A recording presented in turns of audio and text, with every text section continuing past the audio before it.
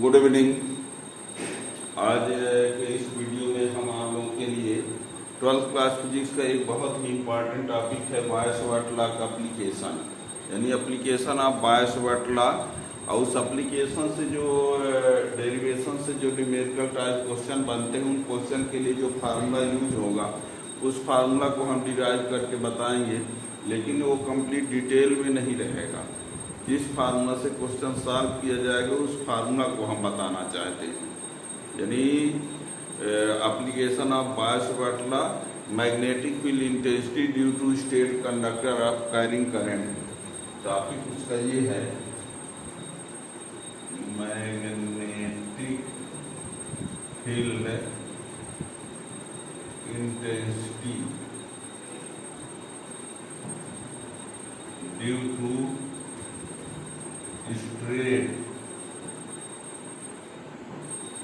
Straight conductor carrying current. Magnetic field intensity due to straight conductor carrying current. यानी ये है एक straight conductor, इसमें फ्लो होने वाली करंट आई है, इससे r डिस्टेंस पर एक पॉइंट ये है P, और ये पॉइंट P इस कंडक्टर के एंड से एक एंगल ये सबटेंड किया और इस एंड से ये एंगल सबटेंड किया। इस एंगल को हम लिख देते हैं अल्फा 1, इसको लिख देते हैं अल्फा 2। अब फ्लो होने वाली करंट क्या है I, और कंडक्टर से पॉइंट का डिस्टेंस क्या है R। तो यहाँ पर B इक्वल टू फार्मूला होता है mu naught upon 4 pi I upon R, और यहाँ sine alpha 1 plus sine alpha 2। ये फार्मूला यूज होता है न्यूमेरिकल क्वेश्चन में। Magnetic field intensity at any point due to straight conductor carrying current I। तो ये रहा कंडक्टर, इसमें I करंट है और इस कंडक्टर से R डिस्टेंस और पॉइंट है, इस पॉइंट पर मैग्नेटिक फील्ड इंटेंसिटी का ये फार्मूला हुआ। अब यदि हम कंडक्टर के लेंथ को इनफाइनाइट ले लें, if length of conductor is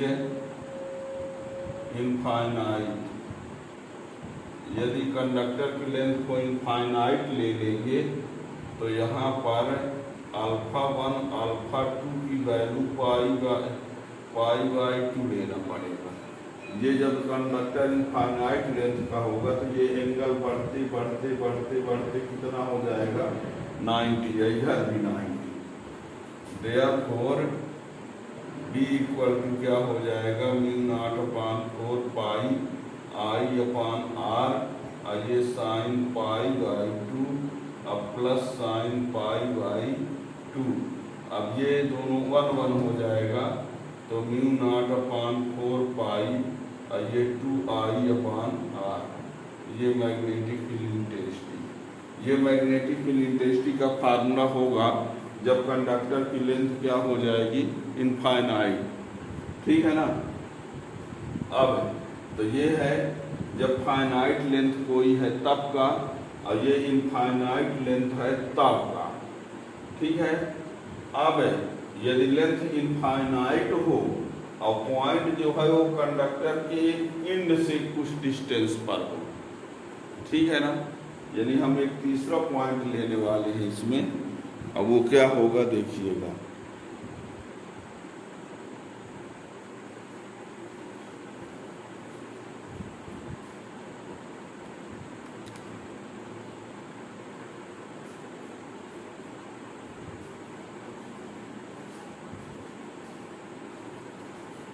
ये यहाँ पर क्या है, ये कंडक्टर है, current I, distance R, point P, angle alpha 1 alpha 2।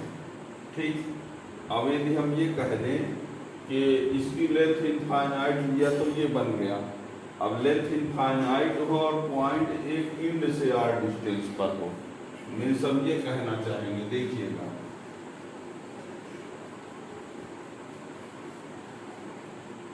ऐसा कुछ। ये रहा कंडक्टर और ये पॉइंट P, ठीक है, और ये इनफाइनाइट लेंथ का है। तो यहाँ पर जो ये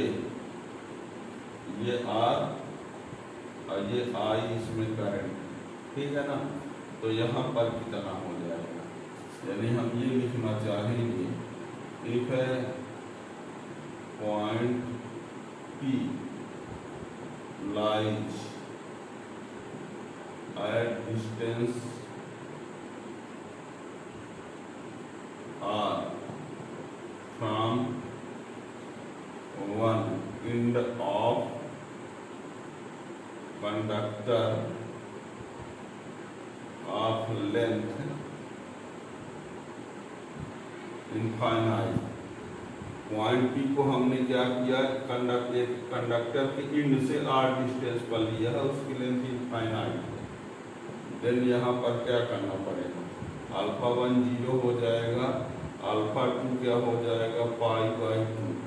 therefore B equal to μ0/4 πI/R, ये साइन 0 प्लस साइन π/2।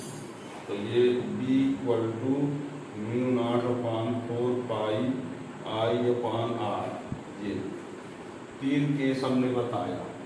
एक क्या बताया, यदि लेंथ फाइनाइट है तो हमने बताया कि यहाँ sine alpha 1 plus sine alpha 2 था, और यदि लेंथ इनफाइनाइट कर दिया तो यहाँ π/2 हो गया। अब लेंथ इनफाइनाइट है और पॉइंट एक एंड पर है, एक एंड से R डिस्टेंस पर है, तो ये फार्मूला, ठीक है।